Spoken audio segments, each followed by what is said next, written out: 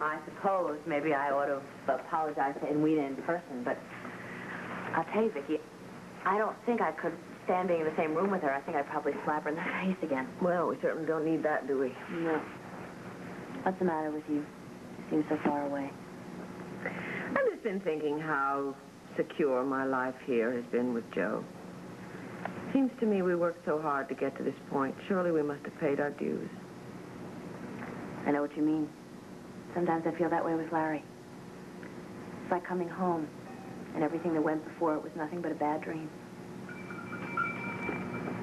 Okay, honey. You know, when Kevin was born and he was healthy, I felt that I was so blessed. It was the happiest day of my life. And now they want to take me away from him. I really don't quite understand how all this could have happened. How could I have been so naive to think that I was special, to think that nothing bad would ever happen to me again? Now, ladies, we have company. Oh, hello, Will. Hello, Vicki. Hello, Will. Karen. Stay for dinner? Oh, if you twist my arm. Consider it done. Dinner, the magic word. I dimly remember taking, I think it was a roast beef out of the freezer this morning. I better get home and fix it. My family won't get fed until midnight. Come on, I'll walk down. No. You stay here and you relax with Joe and Will, and I will call you later. Okay? Take care. Bye-bye. Bye. Night, Karen. Night, Joe. Night. Well, then, to what do we owe this visit? Well, I wanted to know how you're doing. Joe sent for you. Well, I thought you and Will might like to have a little talk. No, thank you, I wouldn't.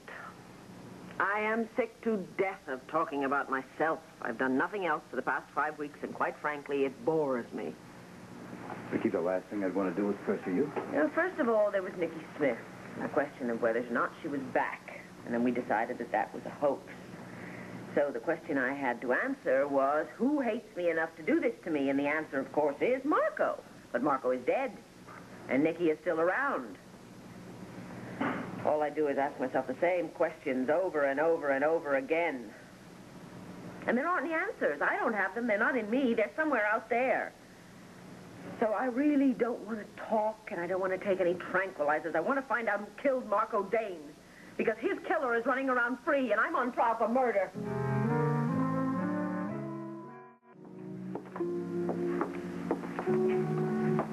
Well, can you tell me what this is about, huh? I'd really rather tell you both about it at the same time. Well, tell us what? Well, this isn't going to be easy no matter how I try and soften it, so I might as well get right to the point. I expect you better sit down.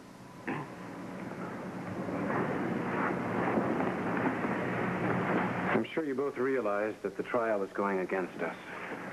Frankly, we're in very bad shape. Well, we know that. Just what do we do about it? Well, one thing is clear. We can't continue the same course of action that we have been taking. Now, Paul Martin and I have been discussing 2 options, and believe me, we wouldn't be proposing them if we didn't feel it were absolutely necessary.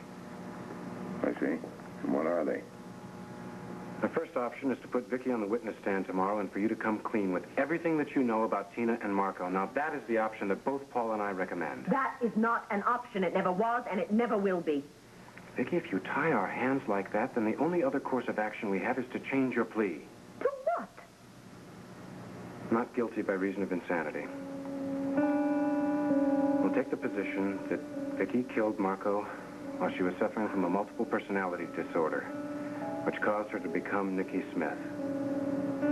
Now, I realize that that is not an easy solution, but at this point, it's your only hope.